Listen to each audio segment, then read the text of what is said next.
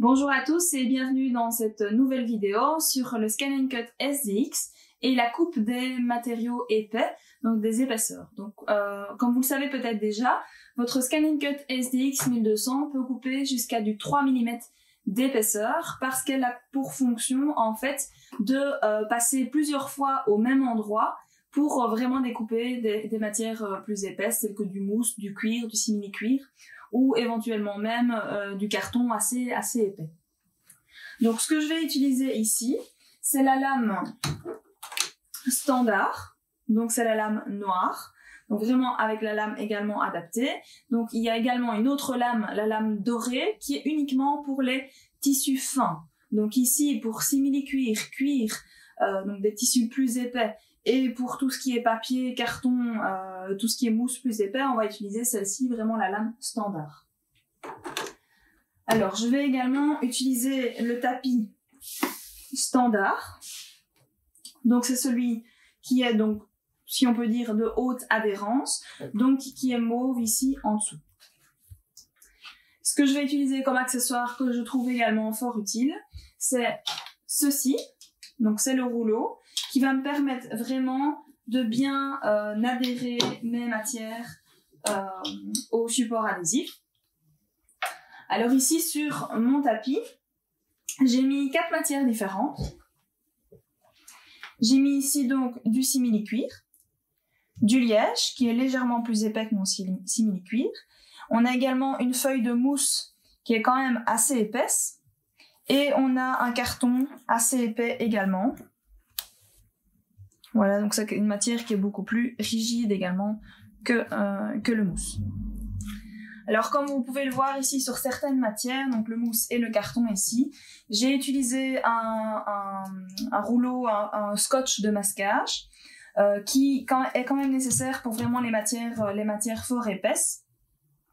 Ça risquerait de bouger, donc même avec l'adhérence, c'est quand même mieux d'utiliser ceci. Ce qui est intéressant à faire également, si vous coupez ce genre de matière épaisse, c'est sur le côté de votre Scan & Cut. Je vais le débrancher. Vous avez ici un bouton qui se met en position 1 ou 2. Si vous êtes sur des grosses épaisseurs, il faut le mettre en position 2. En fait, ça va soulever, ça va modifier la position du scanner. Si vous ne le mettez pas, votre machine risque de vous le dire qu'il faut la mettre en position 1 ou 2, suivant ce que vous allez découper. On va le brancher. Voilà.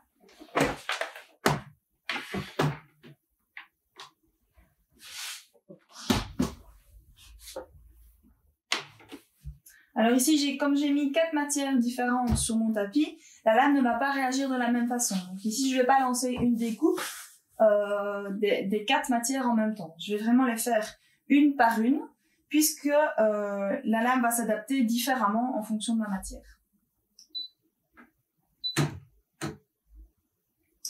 Donc je vais aller sélectionner un motif. Et on va tester avec un lettrage.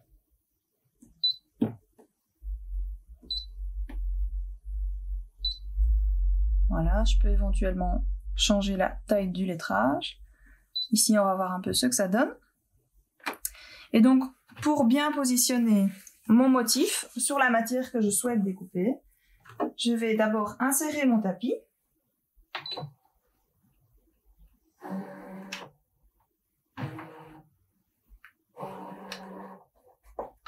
Voilà. Et je vais numériser mon tapis. Donc, je vais aller ici. Et puis, je vais faire marche. Donc, assurez-vous d'avoir suffisamment de place derrière le Scan & Cut pour laisser passer le support adhésif.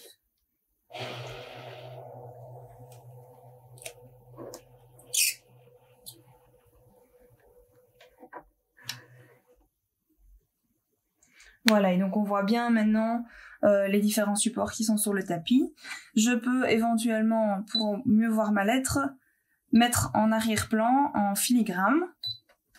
Et là, on voit beaucoup mieux la lettre. Voilà, donc on va lancer une découpe ici maintenant sur du simili-cuir. Donc je vais faire OK, sélectionner, découpe. Et là, je vérifie bien mes paramètres. Donc il m'indique que pour le lettrage, ici, il va falloir maximum 1 minute.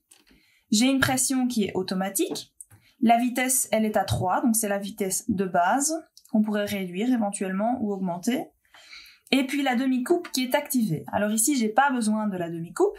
Je vais donc aller dans les paramètres, m'assurer que tout est bien en automatique. Je vais... Hop, 3 normalement, ça devrait être bon. Voilà. Pression de découpe, profondeur de coupe, ici tout est en automatique puisque c'est les réglages de base, du moins tout est en noir. Même chose pour la profondeur. Et ici, je vais désactiver la demi-coupe. Faire OK. Voilà, la demi-coupe est bien désactivée. On peut réaliser un test au préalable si vous n'êtes pas sûr de la qualité de la lame, éventuellement, si elle est encore suffisamment aiguisée pour pouvoir couper les matières que vous avez. Et vous n'avez plus qu'à lancer la machine, donc en appuyant sur le bouton vert ici, marche.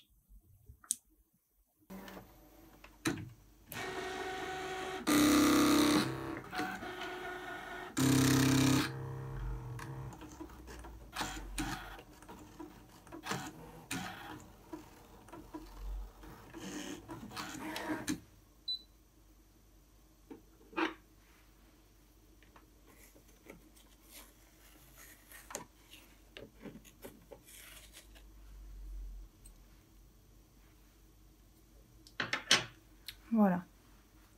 Et là, on a quelque chose de parfaitement coupé. Donc ça, c'est pour la découpe du simili-cuir.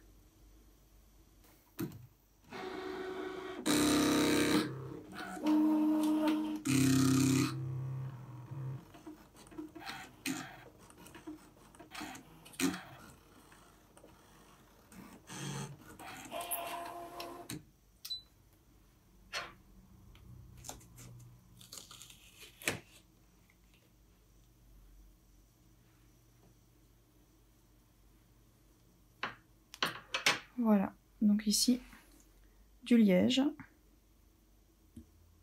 On a aussi une découpe qui est très nette.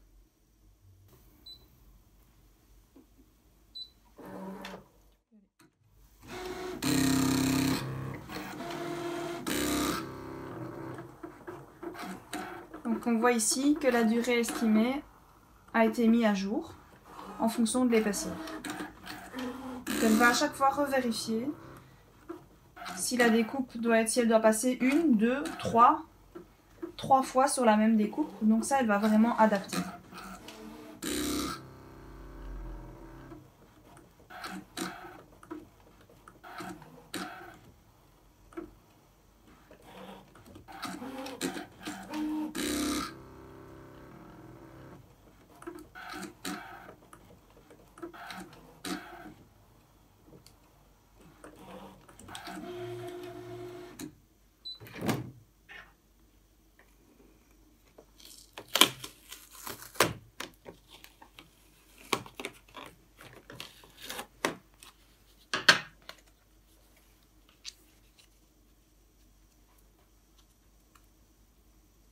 Et voilà.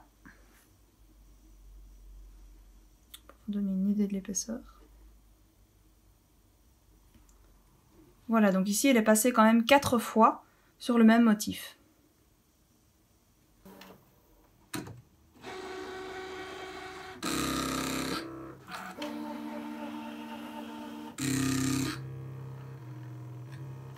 Donc elle va également ici mettre à jour la durée, le temps qui est nécessaire pour une découpe parfaite.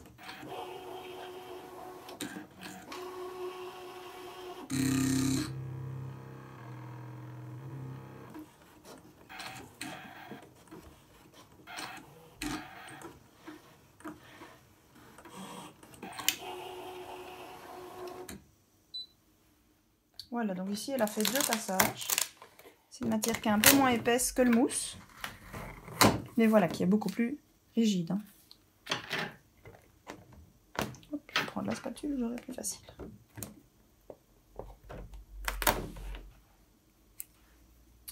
voilà.